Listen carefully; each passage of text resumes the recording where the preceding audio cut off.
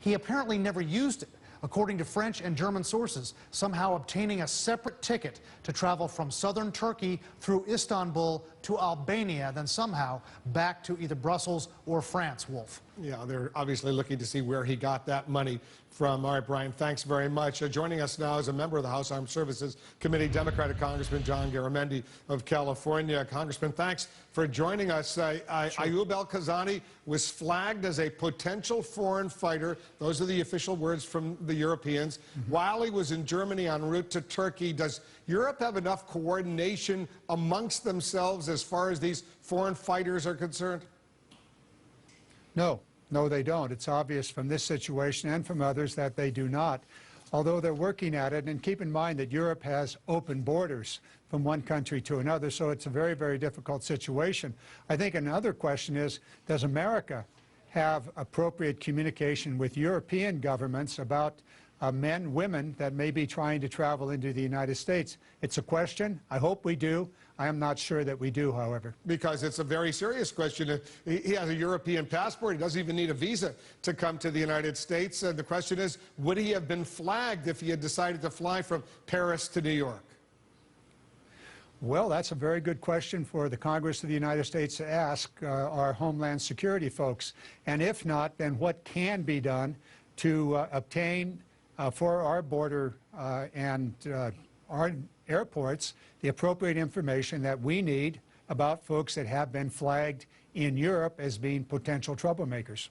The cash. He needed a lot of money to fly from Paris or from Berlin to Turkey, then fly back to Paris, then get a first-class ticket on that high-speed rail, that train from Amsterdam to Paris to get all those weapons, all that ammunition.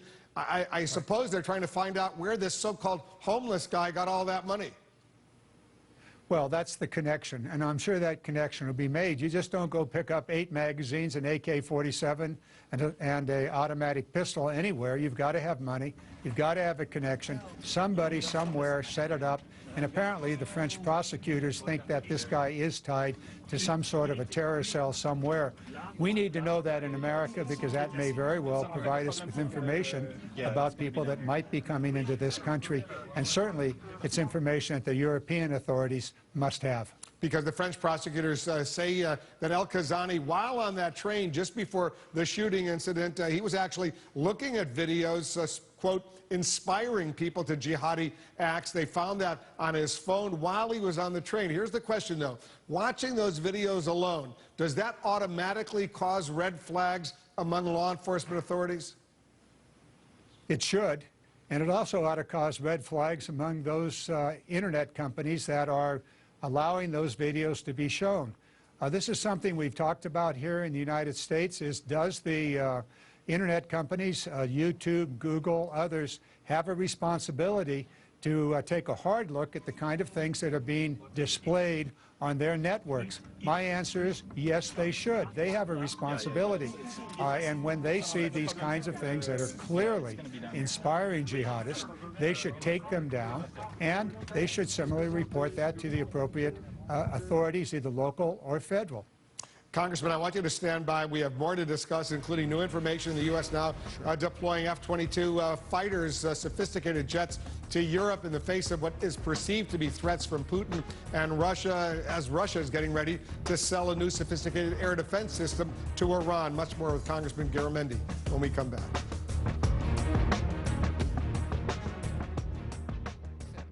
All right, Barbara, thank you. We're back with Democratic Congressman John Garamendi of California. He's a member of the Armed Services Committee. So the U.S. sending these F-22 Raptors supposedly for training missions in Europe. Does NATO right now, based on everything you know, Congressman, have enough military might to, hopefully it never happens, to have to fight Russia if things really heat up? Well, I think you said the right thing, and that's hopefully not have to fight Russia. What we're doing is displaying our power. We have awesome power. We have an incredible ability to wage war wherever we may need to wage war. But we really do not want a war in Europe. We've seen that too many times that last century, and it's really ugly, really, really bad.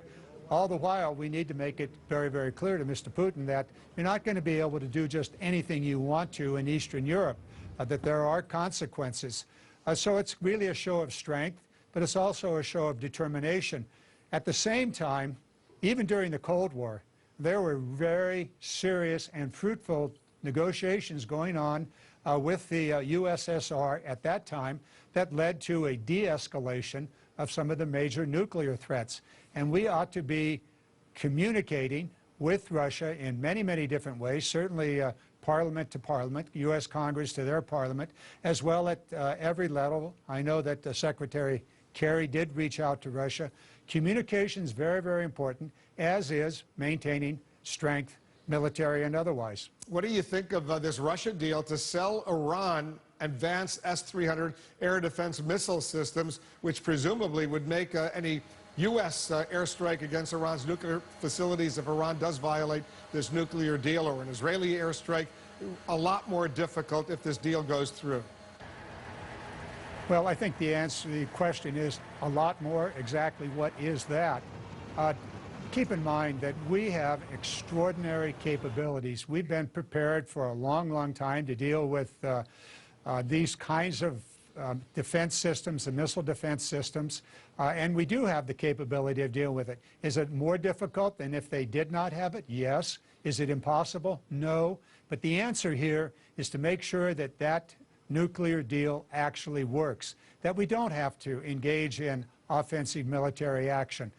With regard to the Jordan and others going to Russia, that's a game as old as the Cold War. Russia and the United States were constantly wooing the leadership in the Middle East, one side then the others. But there's also something underlying this that may be very, very important, and that is that Russia is Assad's, Syria's leadership. They are the supporters.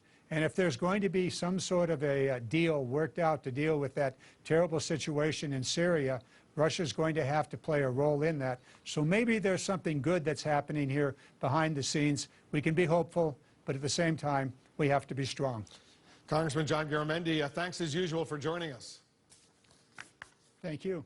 Coming up, we're standing by to hear from Donald Trump. He's launching new attacks.